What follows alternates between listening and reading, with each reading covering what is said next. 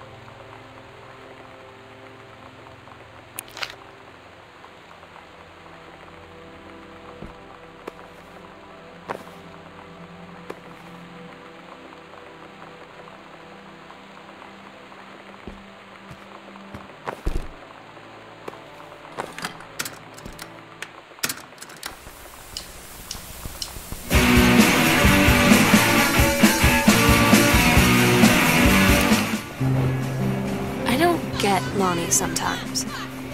Like, her band, and our zine, and her hair, and everything are all anti-authority. But I watch her in JROTC, and she's doing drills in perfect formation, following orders, no question. And there's all this stuff in the news about don't ask, don't tell. Like, she's going to join the army and then have to lie about who she is. She said they don't need to know what they don't need to know. Like it was no big deal. This from the girl who trashed her locker to, like, defend my honor. I've learned when to stop arguing, though. I don't think Lonnie even gets Lonnie sometimes.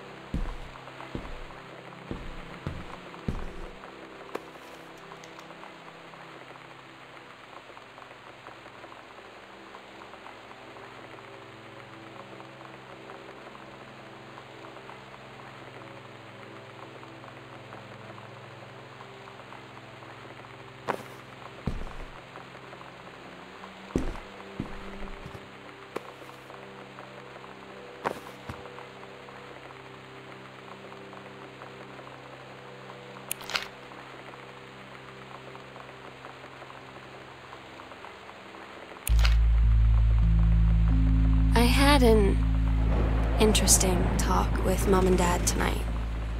One you were never gonna need to have. I mean, you've known, right? I've known. I've known since, like, She-Ra. Mom and Dad didn't, I guess. But they saw the zine and the stuff on the locker, and they were like, is there something we should know about you and Lonnie? And so here's the thing. I was prepared for them to be mad, or disappointed, or start crying, or something. But they were just in denial. You're too young to know what you want. You and Lonnie are just good friends. You just haven't met the right boy. It's a phase. That's what I didn't see coming. That they wouldn't even respect me enough to believe me.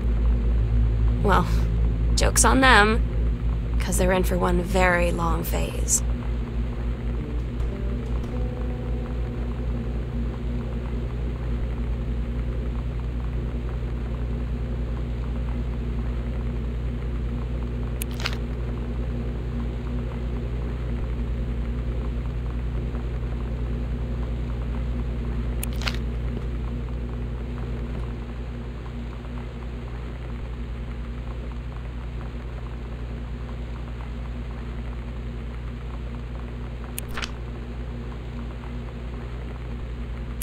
Daniel finally came over to get his game. I'd been dreading it.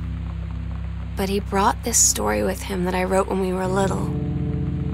I started reading it, and then there I was, crying at the kitchen table. He asked what was wrong, and I was thinking about how we used to be friends, how much I'd taken for granted. But instead, I told him about school, and Dad, and Lonnie. And then how sorry I was that I wasn't his friend anymore. He gave me a hug and said it was going to be okay. For some reason, I almost believed him.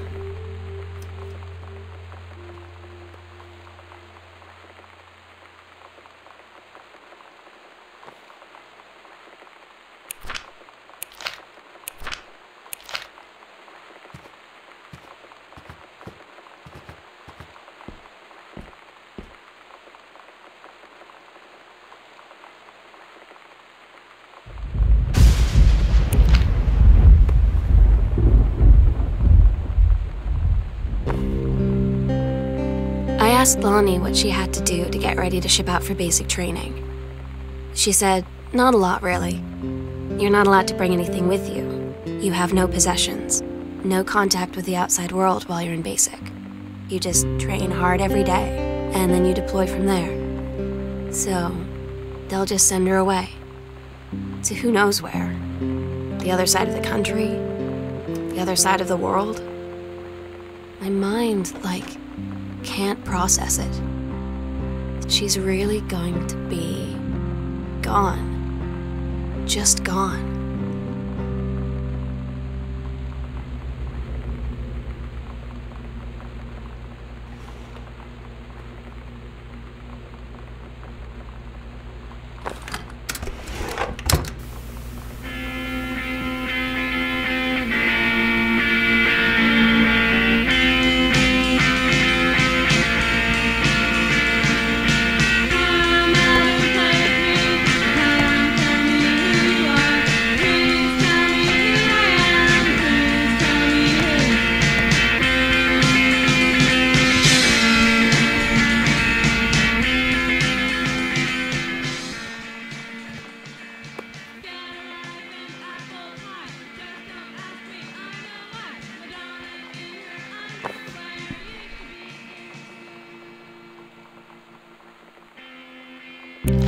Lonnie had her going away show with her band tonight.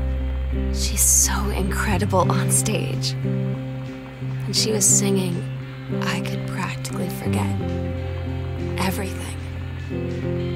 That we only had 48 hours left. That I don't know what comes next. That I can't live without her. Then she dedicated the last song to me. I couldn't take it. I was out on the curb in the alley, sobbing till my ribs hurt. I would follow her anywhere, Katie. But I can't. Where she's going. After a long time, she found me. She said she was sorry. She said, I wish things could be different.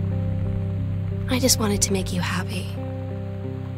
I said, I don't think you can anymore.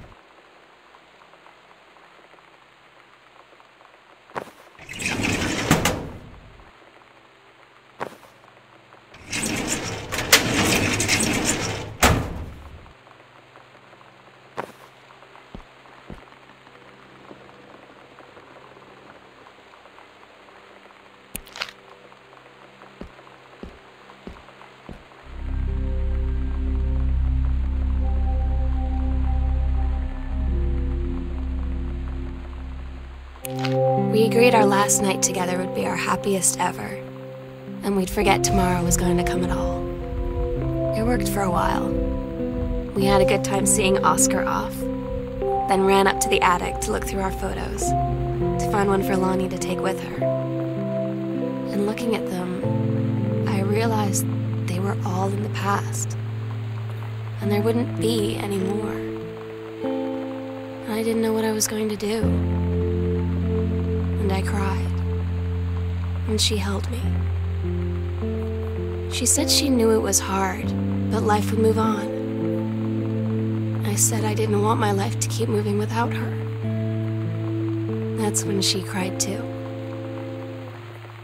I was so exhausted. I must have fallen asleep like that, in her arms.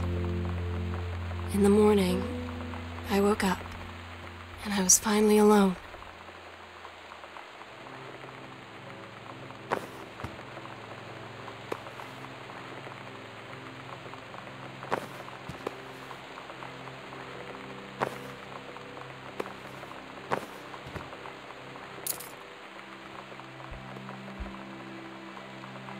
The sunset light in this house is the saddest thing I've ever seen. I just want to sleep.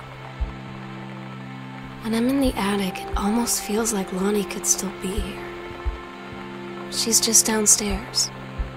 I'm just waiting to hear her pull down the hatch and come running up. Maybe I'll go up to the attic and wait.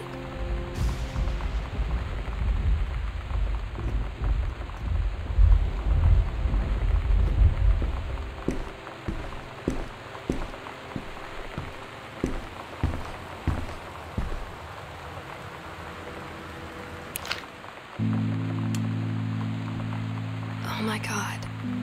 Katie, I fell asleep in the attic, in Lonnie in my old spot, and I missed the first 2 calls. I just barely caught the third one before the machine got it. And it was Lonnie, on a payphone. She'd been on the bus to Basic, and she said she couldn't think of anything but me and us, and that she couldn't go through with it, with the army and being apart and all of it. And so she got off the bus in Salem. She said, Sam, I want you to pack up everything you can and get in your car and come find me. And let's just drive until we find somewhere for us. And she asked me if I could do that. And I said yes. Yes.